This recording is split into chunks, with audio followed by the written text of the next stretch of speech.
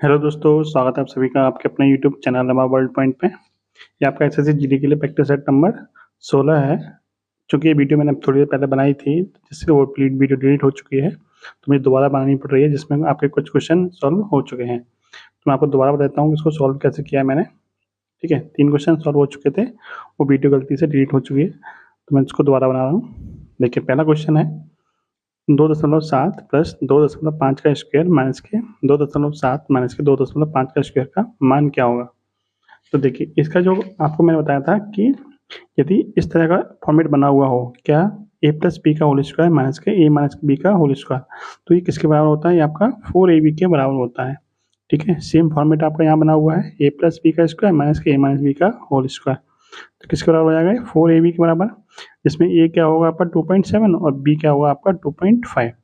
तो 4 into 2.7 into 2.5 और एक साथ गुणा करने पर कितना आ जाएगा आपका 27।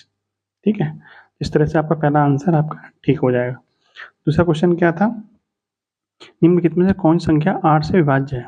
तो 8 से विभाजित संख्या पहचाननी थी, तो मैंने इसमें बताया था कि वो जो संख्या के अंत के 3 अंक 8 से विभाजित होंगे, वह संख्या हमारी 8 से विभाजित हो जाएगी। तो हमें अंत के 3 अंकों में 8 से भाग देकर चेक करना था।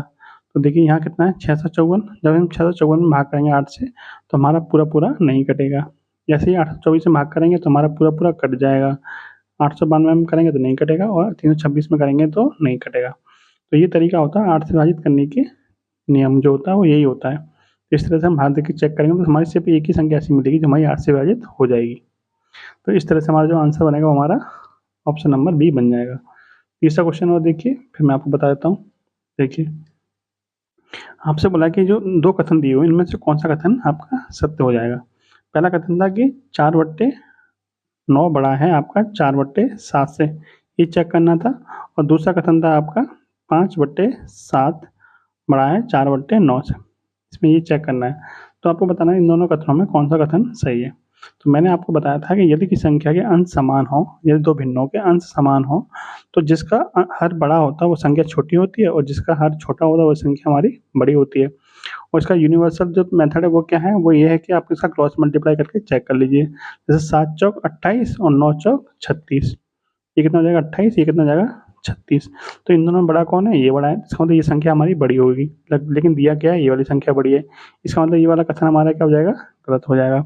ऐसे ही इसको चेक कर लीजिए, 9 पंजे 45 और 7 चौक 28, इसमें बड़ा कौन है, ये बड़ा है, तो हमारी ये वाली भिन्न क्या हो जाएगी, बड़ी हो जाएगी, जो कि आपको यही भिन्न आपकी बड़ी दे रखी है।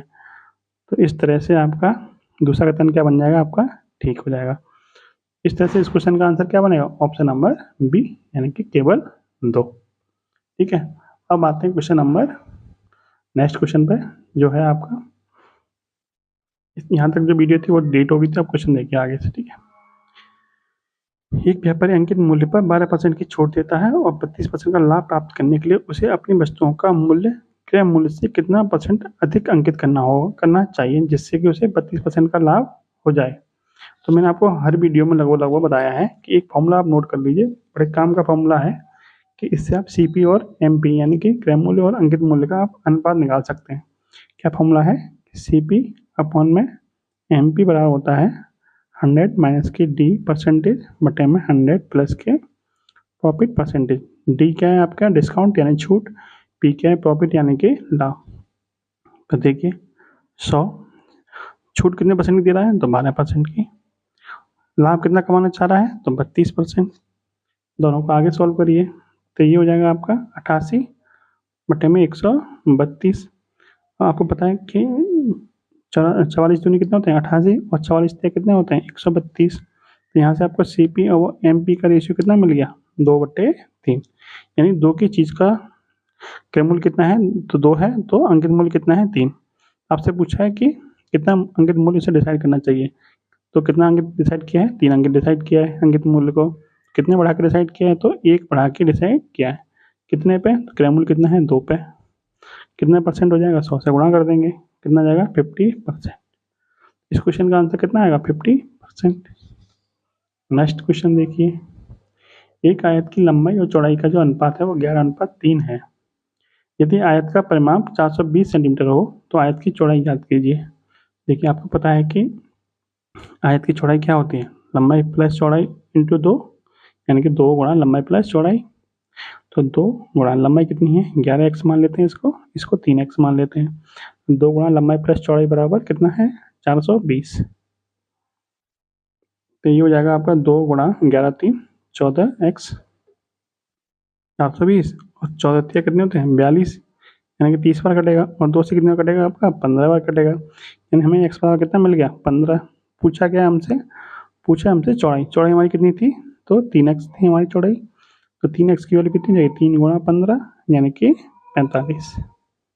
क्लियर, ऑप्शन नंबर बी आपका सही हो जाएगा। नेक्स्ट देखिए क्वेश्चन है, एक व्यक्ति बिंदु ए से बी तक जाता है तथा वापस आ जाता है। पूरी यात्रा के लिए उसकी औसत गति कितनी है, तो 30 किलोमीटर प्रति घंटा है।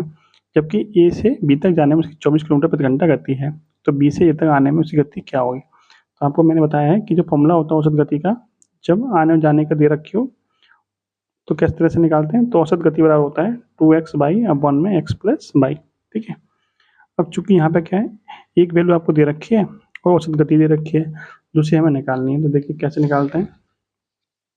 देखिए औसत गति बराबर यानी 30 बराबर दे रखा है 2 गुणा पहली गति दे रखी है आपको 24, दूसरी मान लेते हैं हम x, बट्टे में कितना जाएगा 24 प्लस x। ठीक है, बस इसको सॉल्व कर लेना है। तो देखिए 6 से काटिए, 6 से कटेगा आपका ये 4 बार, 6 से कटेगा आपका 5 बार। 5 गुणा किस में होगा इसमें, तो 24 पंजे 120 प्लस के 5x बराबर 4 दूनी 8x। 5x इधर आएगा कितना बचेगा 3x, इधर बचेगा 120। यहाँ से x बराबर कितना हो जाएगा 120 बटे 3 यानी कि 40 किलोमीटर प्रति घंटा, यानी कि जो लौटने वाली जो गति होगी बी से ए तक वो कितनी होगी 40 किलोमीटर प्रति घंटा होगी। क्लियर, अगला क्वेश्चन देखते हैं। यदि किसी संख्या का 1/3 35 है तो उस संख्या का 64% कितना होगा। ठीक है, यानी 1/3 यदि 65 है तो उस संख्या का 64% कितना होगा।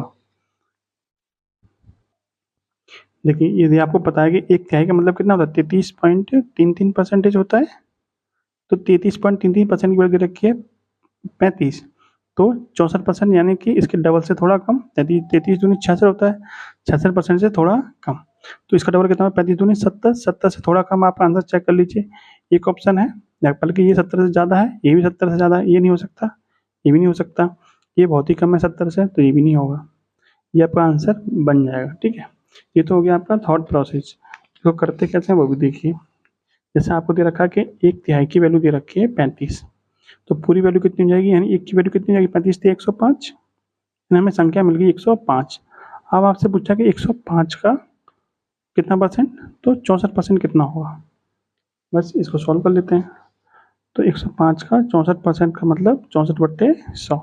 क्लियर, अब देखिए 5 से कटेगा आपका 21 बार, 5 से कटेगा आपका 20 बार, 4 से कटेगा आपका 16 बार और 4 से कटेगा आपका 5 बार।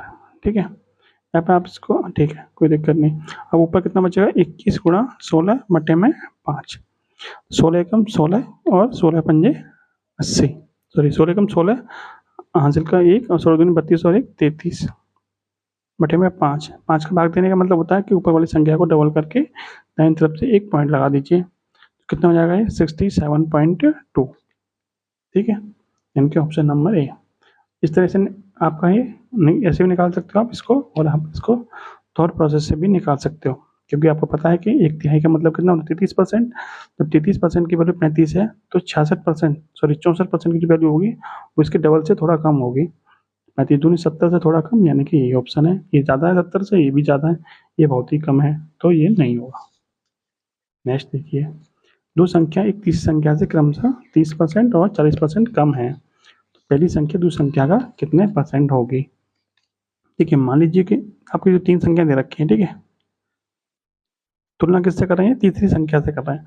तीसरी को ही मान लीजिए कितना है 100 है, पहली कितनी कम है 30% कम है, तो पहली 70 हो जाएगी, दूसरी कितनी कम है 40% कम है, दूसरी हो जाएगी आपकी 60। आपसे पूछा कि पहली संख्या दूसरी का कितने परसेंट है, यानी कि जो 70 है वो 60 का कितने परसेंट है, तो ऐसे निकालेंगे 70/60 गुणा 100। ठीक है, तो देखिए कैसे निकलेगा, तो ये निकलेगा आपका जीरो से जीरो खत्म। ये हो जाएगा आपका 7/6 गुणा 100। देखिए एक तरीका तो इसका ये है कि आप इसको 700 में 6 का भाग करेंगे तब आंसर निकालेंगे। इसका दूसरा तरीका क्या हो सकता है कि आप इसको तोड़ लीजिए, इसको लिख सकते हैं 1 + 1/6 गुणा 100। तो ये हो जाएगा आपका 100 और 1/6 किसके बराबर होता है? 16.66 के बराबर होता है। तो कुल मिलाकर कितना आ गया? 116.66%। Option number C. ठीक है, क्योंकि आपको पता था कि 7/6 को हम तोड़ सकते हैं एक से ही 1/6 में, और एक का गुणा जब 100 में करेंगे तो 100 का हो जाएगा, और 1/6 गुणा 100 में करेंगे तो 16.66 आंसर आता है, क्योंकि 1/6 की फ्रैक्शन क्या होती है? 16.66% में होती है। तो कुल मिला के आपका 116.66% आपका आंसर निकल के आ जाएगा। क्लियर? अगला प्रश्न देखते हैं। 2000 को पहले 25% से घटाया गया तथा फिर उसे 30% से बढ़ाया गया, तो अंतिम मान क्या होगा?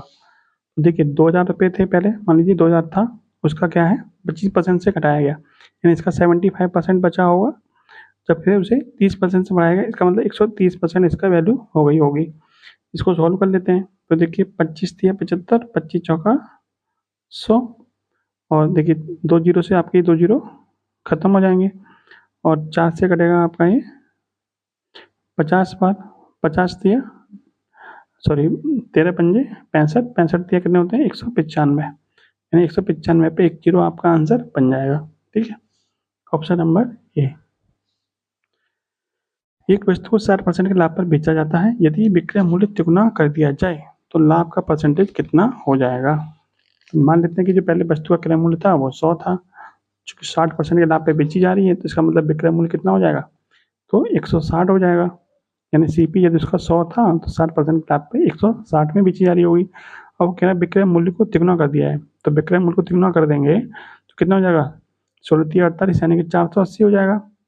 तो वो कह रहा है कितने परसेंट लाभ हो रहा है? पहले लाभ कितना हो रहा था?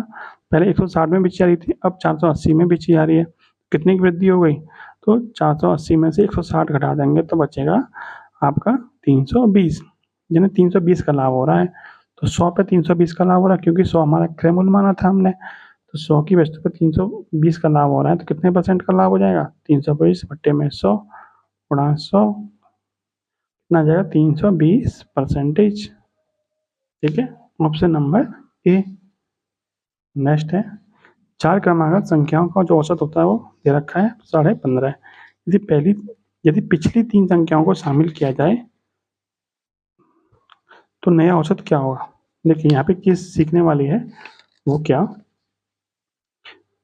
देखिए मान लीजिए ये आपकी कोई 4 क्रमागत संख्याएं दे रखी हैं, जिनका औसत दे रखा है आपको 15.5। ठीक है, यदि मान लीजिए इन संख्याओं के आगे कोई से एक संख्या जोड़ी जाती, इन संख्याओं से अगली कोई एक संख्या जोड़ी जाती, तो इनके औसत में 0.5% की 0.5 की वृद्धि हो जाती है, यानी आधे की वृद्धि हो जाती। कब? यदि क्रमागत कोई संख्या जोड़ी जाती है अगली संख्या, ठीक है, तब कितनी वृद्धि होती? 0.5 की वृद्धि होती। यदि मान लीजिए पिछली कोई एक संख्या जोड़ी जाती तो इनके जो औसत में कितनी कमी होती? तो 0.5 की ही क्या हो जाती? कमी हो जाती। ठीक है, कितनी संख्या पे? तो एक संख्या पे कमी होती। लेकिन जोड़ी कितनी गई है? पिछली 3 संख्याएं जोड़ी गई हैं, तो कितनी की कमी हो गई होगी? 3 से गुणा कर देंगे तो 1.5 की क्या हो जाएगी? कमी औसत में। पहले औसत कितना था? 15.5 था, तो अब औसत कितना हो जाएगा? 1.5 कम हो जाएगा, यानी अब औसत कितना हो जाएगा? 14। ठीक है, औसत कितना हो जाएगा? 14 का औसत हो जाएगा। ठीक है, clear? Option number A. Next देखिए, ए, बी तथा सी ने एक कार्य को 8,000 रुपये में, सॉरी 80,000 रुपये में किया। ए तथा बी मिलकर कार्य का 3/4वां भाग पूरा करते हैं, और सी का हिस्सा क्या होगा?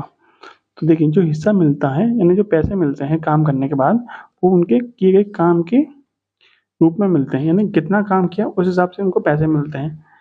ठीक है, इनकी क्षमता के हिसाब से पैसे मिलते हैं।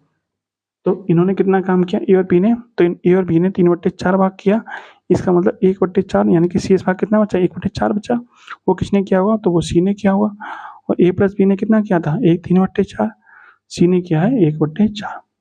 तो दोनों द्वारा किए गए काम का अनुपात कितना हो जाएगा?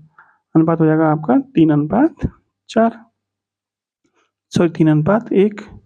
ठीक है, इसका मतलब ये हुआ कि इनको जो पैसा बटेगा वो इसी अनुपात में बटेगा, क्योंकि इन्होंने इसी अनुपात में क्या किया है, काम किया है। अब कुल मिला के इनका पैसा बचा हुआ, मतलब पैसा कितना दे रखा है आपको, 80,000 रुपये दे रखा है। तो 3 और 1 4, तो 4 की वैल्यू कितनी है आपको, क्योंकि ये भी तो कुल पैसा बटेगा इसी अनुपात में बटेगा। तो कुल हिस्सा कितना है 4, लेकिन एक्चुअल में जो हिस्सा है वो रुपये कितना है, वो 80,000 है। 4 की वैल्यू 80,000, तो 1 की वैल्यू 80,000 बटे में 4, यानी कि 20,000। ठीक है, चूंकि 1 यूनिट की वैल्यू कितनी है 20,000, और 1 यूनिट किसकी वैल्यू थी, सी के द्वारा किए गए काम की वैल्यू थी। तो सी को कितना रुपया मिलेगा, तो सी को आपका 20,000 रुपये मिल जाएंगे। ठीक है, नेक्स्ट देखिए, एक्स एक कार्य को अकेला 300 घंटे में पूरा करता है, बाई उसी कार्य को अकेला 450 घंटे में पूरा करता है। एक्स बाई जेड मिलकर उसी कार्य को, देखिए उसी कार्य को 90 घंटे में पूरा करते हैं, तो जेड अकेला उसी कार्य को कितने घंटे में पूरा करेगा।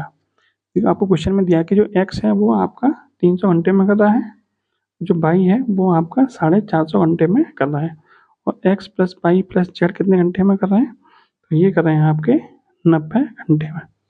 काम करने का तरीका क्या होता है इनका, किस तरह सॉल्व करते हैं इस क्वेश्चन को। तो सबसे पहले जो टाइम दे रखा होता है, ठीक है, क्या जो टाइम दे रखा होता है उनका एलसीएम लेते हैं। तो 300, 450 और 90, इनका एलसीएम कितना हो जाएगा, तो इनका एलसीएम हो जाएगा 900। एलसीएम 900 कैसे निकल के आया, तो एलसीएम निकलने का तरीका होता है कि जो संख्या दे रखी है उनमें सबसे बड़ी संख्या को पकड़िए। सबसे बड़ी संख्या इसमें कौन सी है, 450।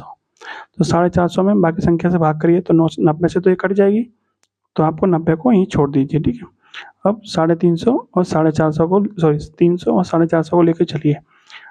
अब 450 जो बड़ी संख्या है इन दोनों में, उसको उसका बाड़ा पढ़ना है, मतलब उसको डबल करते आना है, फिर टेबल करते आना है।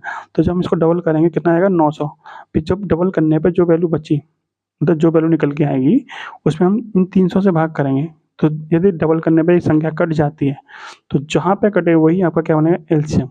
तो 450 डबल होता है 900, तो 900 में जब 300 से भाग करें तो कट जा रही है, इसका मतलब इसका एलसीएम कितना हो जाएगा, तो इसका एलसीएम हो जाएगा आपका 900। अब देखिए एक एग्जाम्पल से आप और समझिए, ठीक है, क्योंकि एलसीएम का यूज होता रहता है तो आप समझ लीजिए कैसे निकालते हैं। देखिए 8 12 24 और 40 का एलसीएम निकालना मान लीजिए, ठीक है, तो कैसे निकालेंगे, तो मैंने आपको क्या बताया, जो सबसे बड़ी संख्या उसको पकड़िए। सबसे बड़ी संख्या कौन सी है, 40। उससे पहले यदि इनमें आपस में भी कोई संख्या कट रही है तो उसको काट लीजिए। जैसे मैंने आपको बताया था 90 से 450 कट रहा है, तो कट रहा है तो इसको यहीं खत्म कर दीजिए, इसको आगे नहीं ले जाना है। ठीक है, तो जैसे देखिए 8 से 24 कट रहा है तो यहीं पे खत्म हो जाएगी, 12 से 24 कट रहा है तो यहीं पे भी खत्म हो जाएगी। ठीक है, अब हमें जो एलसीएम निकालना हो 24 और 40 का लेना है। तो एक तरीका तो ये है कि आप इसके फैक्टर कर लीजिए, प्राइम फैक्टर। ठीक है, उसमें जो कॉमन है उसको ले लीजिए, बाकी जो बचा है उसका आपस में गुणा कर लीजिए, तो वहाँ से निकल सकता है। दूसरा तरीका जो मैं आपको बता रहा हूँ वो क्या है कि सबसे बड़ी संख्या को आप लीजिए 40 को, अब इसके गुणा करिए, तो 40 दूनी 80, यानी इसका पारा पढ़ना है। क्या 80 24 से कटता है, तो नहीं कटता, तो ये हमारा एलसीएम नहीं होगा। फिर 40 दिया 120, क्या 120 24 से कटता है, तो कटता है, तो ये हमारा एलसीएम क्या बन जाएगा, हमारा एलसीएम भी आपका 120 ही बनेगा। ठीक है, जहाँ कट जाए वहीं आपका एलसीएम बन जाएगा। ठीक है, इसका एलसीएम कितना जाएगा 120, इसका एलसीएम कितना निकला था 90। अब अपने क्वेश्चन पर लौट के आते हैं। तो देखिए एक्स कितने 300 घंटे में करता है 900 काम, तो 1 घंटे में कितना काम करेगा, तीन काम करेगा। 450 घंटे में 900 काम, 1 घंटे में 2 काम करेंगे। वही 90 घंटे में 900 काम करें तो इसका मतलब 1 घंटे में 10 काम करेंगे। जब तीनों लोग मिलकर 1 घंटे में 10 काम कर रहे हैं, जिसमें से एक्स कितना कर रहा है 3, वाई कितना कर रहा है 2, तो जेड कितना कर रहा होगा, तो देखिए 3 + 2 + जेड बराबर कितना काम है 10। तो जेड की वैल्यू कितनी मिल जाएगी आपको, 10 - 5 यानी कि 5। जेड का जो 1 घंटे का काम है वो कितना है 5 काम।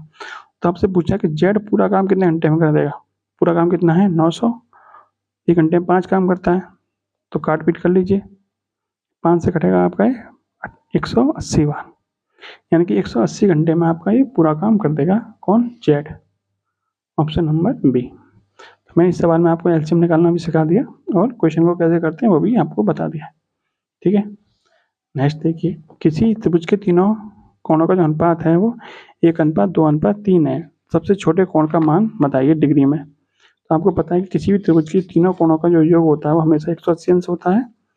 तो इसमें कोण कितने दे रखे हैं आपको, 1 2 और 3, यानी कि 1 + 2 + 3 कितना हो जाएगा 6, और 6 की वैल्यू कितनी होती है 180 अंश। क्यों? क्योंकि किसी भी त्रिभुज में जो तीनों कोणों का योग होता है वो कितना होता है 180 अंश होता है। तो 6 यूनिट की वैल्यू 180 अंश हो गई, तो 1 की वैल्यू आपको यहाँ से मिल जाएगी 180/6 यानी कि 30 अंश। एक हमारा क्या है, एक हमारा सबसे छोटा कोण था, तो सबसे छोटे कोण की वैल्यू कितनी मिल गई हमको 30 डिग्री। क्लियर?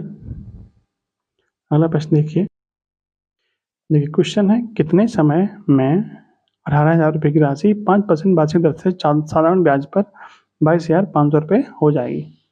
देखिए कितनी राशि दे रखी है, तो 18,000 की राशि दे रखी है, कितने हो जाएगी 22,500 हो जाएगी। इसका मतलब ब्याज कितना मिल रहा है हमको, तो हमें ब्याज मिल रहा है 4,500, क्योंकि ब्याज बराबर क्या होता है मिश्रधन माइनस के मूलधन। दर मतलब ब्याज कैसे दे रखी है, साधारण ब्याज दे रखी है, तो साधारण ब्याज का फॉर्मूला क्या होता है ऐसा ही, यानी सिंपल इंटरेस्ट बराबर होता है मूलधन गुणा दर गुणा समय बट्टे में 100। ब्याज कितना मिल गया हमको 4,500, मूलधन कितना था हमारा 18,000, दर 5% दे रखी है, समय हमसे पूछा है, बटे में आ जाएगा 100। 2 जीरो से 2 जीरो खत्म, 1 जीरो से 1 जीरो खत्म, 9 से 2 बार, 9 से 50 बार, ठीक है, 5 से 10 बार, 2 से 5 बार। टी की वैल्यू यहाँ से कितनी मिल जाएगी 5 वर्ष। ठीक है, option number B. Next question है 1,000 मीटर लंबी रेलगाड़ी एक 500 मीटर की लंबा पुल पार करती है। यदि रेलगाड़ी की गति 30 किलोमीटर प्रति घंटा है तो पुल पार करने में कितना समय लगता है। तो आप सभी को पता होगा कि जब भी ट्रेन किसी पुल को पार करेगी तो अपनी लंबाई प्लस पुल की लंबाई के बराबर दूरी चलेगी। तो देखिए दूरी बराबर क्या होता है, दूरी बराबर होता है चाल गुणा समय। ठीक है, समय आपसे किसमें पूछा है, सेकंड में पूछा है। चाल आपको दे रखी है किलोमीटर प्रति घंटा में, दूरी आपको मीटर में दे रखी है। तो दूरी कितनी हो जाएगी, ट्रेन की लंबाई प्लस पुल की लंबाई, यानी कि 1,000 + 500 यानी 1,500। चाल दे रखी है आपको 30 किलोमीटर प्रति घंटा, मीटर पर सेकंड में चेंज कर लेंगे 5/18 से गुणा करके। समय हमसे पूछा है, समय हमने मान लिया t। इसको सॉल्व कर लीजिए, तो देखिए t बराबर कितना हो जाएगा, 0 से 0 खत्म, 5 से कटेगा 30 बार, 3 से कटेगा 10 बार, 10 गुणा 18 कितना हो जाएगा 180। टी की वैल्यू कितनी आ गई 180 सेकेंड। ठीक है, नेक्स्ट है यदि स्थिर जल में नाव की गति 40 किलोमीटर प्रति घंटा है तथा धारा की गति 5 किलोमीटर प्रति घंटा है तो धारा के अनुकूल 180 किलोमीटर दूरी तय करने में नाव को कितना समय लगेगा। तो देखिए आपको पता होना चाहिए कि जब अनुकूल दिशा की बात हो रही है तो अनुकूल दिशा में जो नाव की गति होती है वो नाव की गति प्लस धारा की चाल, दोनों की चाल क्या होती है जुड़ जाती है। तब से समय पूछा है, समय बराबर क्या होता है दूरी बट्टे 4, और दूरी कितनी दे रखी है 180 किलोमीटर, और चाल कितनी हो जाएगी, तो दोनों की चाल जुड़ जाएगी क्योंकि अनुकूल दिशा में धारा की चाल भी जुड़ जाती है नाव की चाल से। तो 40 + 45, 45 से भाग करने कितना जाएगा आपका ये 4 घंटे। ठीक है, option number B. Next question देखते हैं, नीचे दी गई तालिका में वर्ष 2010 से 2015 तक दो विद्यालयों ए तथा बी में प्रवेश लेने वाले छात्रों की संख्या को दर्शाया गया है। ठीक है, ए और बी में जो छात्रों ने प्रवेश किया है उनकी संख्या को दर्शाया गया है। अब पहला क्वेश्चन देखिए, पहला क्वेश्चन कह रहा है यदि विद्यालय बी की कुल छात्र अंतर्ग्रहण क्षमता यानी कि कुल जो एडमिशन लेने की क्षमता है वो कितनी है 500 है, तो वर्ष 2015 में विद्यालय बी में कितने % सीटें खाली रह गई थी, यानी कितनी सीटें खाली बच गई थी। तो देखिए बात हो रही है 2015 की, 2015 की लाइन में आइए, बात किसकी हो रही है बी की, बी वाली लाइन में आइए। 2015 में बी में कितने एडमिशन हुए हैं, तो 450 एडमिशन हुए हैं, होने कितने चाहिए थे 500, तो कितनी सीटें खाली रह गई 50 सीटें खाली रह गई, कितने में से 550 में से, कितने में से 500 में से कितने % सीटें खाली रह गई, तो आपकी ये 10% सीटें आपकी खाली रह गई। ठीक है, अगला क्वेश्चन देखिए, सभी वर्षों में से कितने वर्षों में विद्यालय ए के छात्रों की संख्या विद्यालय बी के छात्रों की औसत संख्या से कम थी। तो देखिए अभी आपको क्या करना पड़ेगा, ए के छात्रों की संख्या विद्यालय बी के छात्रों की औसत संख्या से कम थी, तो आपको बी के छात्रों की औसत संख्या निकालनी पड़ेगी। और औसत संख्या कैसे निकालते हैं, तो औसत संख्या निकालने का जो फॉर्मूला होता है वो क्या होता है, कुल योग बटे में कुल संख्या। कुल योग का मतलब इन सबको जोड़ लीजिए और संख्या कितनी है तो 1 2 3 4 5 6, 6 से भाग कर दीजिए, आप औसत निकाल सकते हैं। और औसत निकालने का दूसरा तरीका क्या होता है, डेविएशन वाला नियम लगा के। वो नियम क्या होता है, इनमें से आप बीच में से किसी भी एक संख्या को इस पूरे का औसत मान लीजिए। जैसे सबसे बढ़िया आप 410 को मान लीजिए कि इन सब का जो औसत है वो 410 है। तो 305 में 410 से कितना कम है, तो माइनस के 18 कम है। ये तो आपका जीरो हो जाएगा, कितना डेविएशन है 410 से, तो जीरो का अंतर है। यहाँ कितने का अंतर है, तो प्लस के 13 का अंतर है। यहाँ प्लस के 18 का अंतर है। यहाँ प्लस के 40 का अंतर है और यहाँ प्लस के 40 का अंतर है। तो कुल मिला के अंतर हुआ कितना, देखिए माइनस के 18 से प्लस के 18 खत्म, 40 और 40, 86, 86 और प्लस 13 99, यानी 99 का अंतर पड़ा, प्लस के 99 का अंतर पड़ा कितने पे, तो ये 6 संख्याओं पर अंतर पड़ा। तो प्रत्येक हिस्से में कितना अंतर पड़ेगा, 3 से 2 बार, 3 से 33 बार, यानी कि 33/2 यानी कि 16.5, 16.5 आपका एक्स्ट्रा पड़ गया हर एक हिस्से में। तो औसत कितना हो जाएगा, 410 प्लस 16.5 यानी कि 426.5। यानी जो बी का औसत है वो कितना है, 426.5 है। आपसे पूछा गया है कि ए के छात्रों की संख्या विद्यालय बी के छात्रों की औसत संख्या से कम थी, कितने वर्षों में कम थी, तो 426.5 से कम कितने में थी, तो यहाँ 428 है, ये कम नहीं है। देखिए 426.5 से किसी में भी क्या है, कम नहीं है। तो ऐसे इसका आंसर कितना बनेगा, तो इसका आंसर बनेगा आपका 0। यानी ऐसे कितने वर्ष थे, तो ऐसे 0 वर्ष थे जिसमें ए के छात्रों की जो संख्या थी वो बी के औसत छात्रों की संख्या से कम थी, क्योंकि किसी में भी कम नहीं है। तो आंसर कितना आएगा, 0 आएगा। अब लास्ट क्वेश्चन देखिए, दी गई अवधि में विद्यालय ए तथा विद्यालय बी में छात्रों की संख्या के मध्य औसत अंतर बताइए। दोनों के औसत के बीच में अंतर बताना है। तो देखिए बी का तो मैंने निकाल दिया, अभी 426.5 आया था। अब आपको इसी तरीके से जो बताया मैंने अभी, उसी तरीके से ए का निकालिए और दोनों का अंतर निकाल दीजिए, वही आपका आंसर हो जाएगा। तो इस क्वेश्चन का आंसर आप कमेंट बॉक्स में बताना, और ये वीडियो आपको काम आई हो तो वीडियो को लाइक और शेयर भी कीजिए। जय हिंद, जय भारत।